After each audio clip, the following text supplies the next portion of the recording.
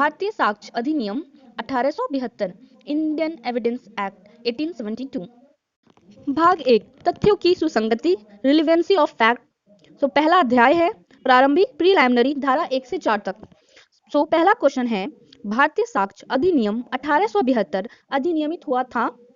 इसके ऑप्शन दिए गए हैं 6 अक्टूबर 1860 में, बी 1 मार्च 1874 में, सी 15 मार्च 1872 में, डी 1 सितंबर 1872 में। इसका राइट आंसर होता है 1 सितंबर 1872 में। भारतीय साक्ष्य अधिनियम 1872 यानी 1 सितंबर 1872 को अधिनियमित हुआ था।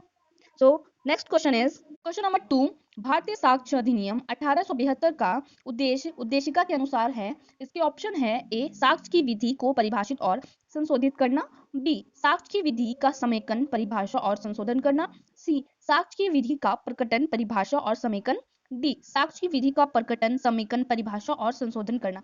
इसका राइट आंसर होता है साक्ष्य की विधि का समेकन, परिभाषा और संशोधन करना। भारतीय साक्ष्य अधिनियम 1972 की उद्देशिका के अनुसार साक्ष्य की विधि का समेकन यानी कंसोलिडेशन, परिभाषा यानी डिफाइन और संशोधन यानी अमेंड करना समीचीन एक्सपाइडियंट है। अतः उक्त द्वारा ये निम्नलिखित रूप में अधिनियमित किया जाता है। नेक्स्ट क्वेश्चन इज 3, भारतीय साक्ष्य अधिनियम 1872 के अंतर्गत साक्ष्य विधि है। इसके दिए गए ऑप्शन है ए मौलिक विधि, बी प्रक्रिया विधि, सी मौलिक एवं प्रक्रिया विधि, डी उपयुक्त में से कोई नहीं। इसका राइट आंसर होता है प्रक्रिया विधि। यानी भारतीय साक्ष्य अधिनियम एक प्रक्रियात्मक विधि है। दायित्व है कि अधिकारों के उपचार हेतु अपनाई जाने वाली कार्यवाही का निर्धारण करने वाली विधि को प्रक्रियात्मक विधि कहा जाता है। Now next question is question number 4, भारतीय साक्ष्य अधिनियम किसके समक्ष कार्यवाहियों में प्रयोग में नहीं लाया जाता है। इसके दिए गए हैं ऑप्शन ए न्यायाधीश के समक्ष, बी मजिस्ट्रेट के समक्ष, सी ऐसे व्यक्ति को जिन्हें विधिक साक्ष्य लेने के लिए अधिकृत किया गया हो, डी मध्यस्थ के समक्ष। इसका राइट आंसर है मध्यस्थ के समक्ष। भारतीय साक्ष्य अधिनियम 1872 की धारा 1 के अनुसार इसका विस्तार मध्यस्थ के समक्ष का कार्यवाहियों पर नहीं है, अतः ये मध्यस्थ के सामने ही कार्यवाहियों में प्रयोग में लाया जाता है। क्वेश्चन नंबर 5, भारतीय साक्ष्य अधिनियम की निम्न धाराओं में से किसमें अन्यत्र उपस्थिति संबंधित प्रावधान दिया गया है।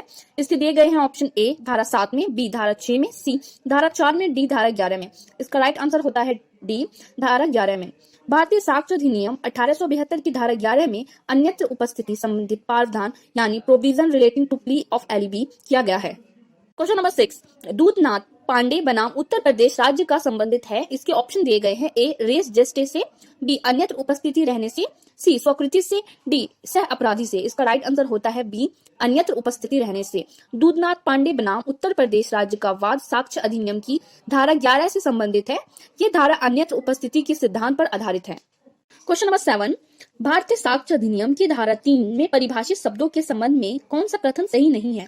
इसके ऑप्शन है ए तथ्य में न केवल भौतिक तथ्य अपितु मनोवैज्ञानिक तथा सम्मिलित है, बी न्यायालय के मध्यस्थ सम्मिलित है, सी शिला पर उत्कीर्ण लेख दस्तावेज है, डी कोई तथ्य साबित नहीं हुआ है कहा जाता है जब वह ना तो साबित किया गया हो और ना ही ना साबित। इसका राइट आंसर होता है बी न्यायालय में मध्यस्थ सम्मिलित है। भारतीय साक्ष्य अधिनियम 1872 की धारा 3 के परिभाषित शब्दों के अनुसार तथ्य में न केवल भौतिक तथ्य वरन मनोवैज्ञानिक तथ्य सम्मिलित है।